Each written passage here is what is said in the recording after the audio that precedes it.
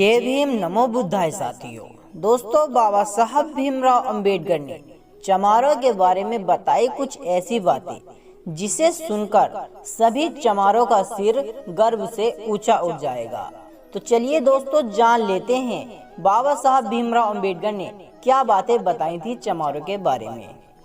पहली बात, पूरे भारत में जन सूत्रों और लोक कथाओं में चमारों को ब्राह्मण बड़ा भाई बताता है, क्योंकि ब्राह्मण हिंदू धर्म का मुखिया है तो चमार बौद्ध धर्म का मुखिया है।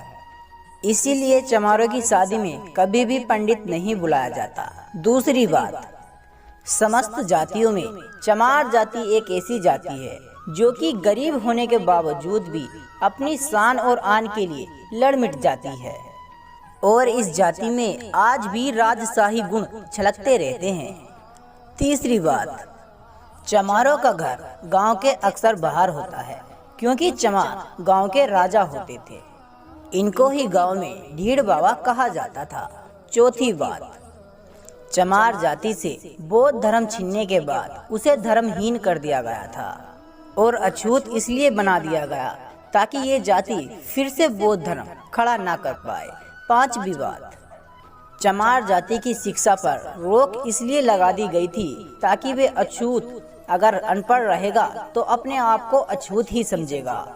कभी चमार ये नहीं जान पाएगा कि वो भी एक राजशाही खून है, इसीलिए चमारों की शिक्षा पर रोक लगा दी गई थी। नंबर 6, चमार खुद को चमार कहलाना इसलिए पसंद नहीं करते क्योंकि चमार इनका नाम ही नहीं है।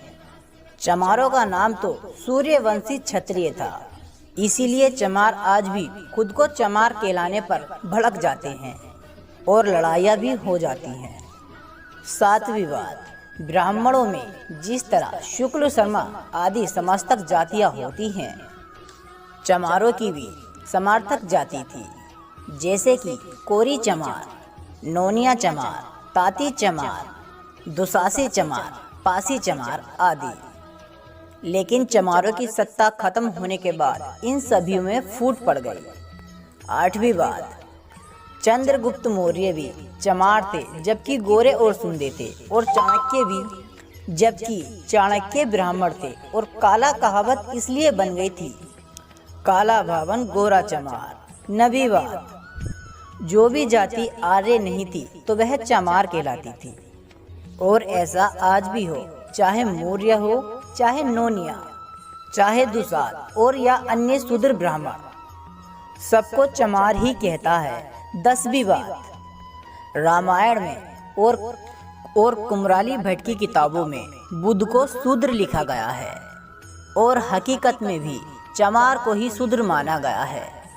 अन्य जाति कभी भी शूद्र के निशाने पर नहीं रही।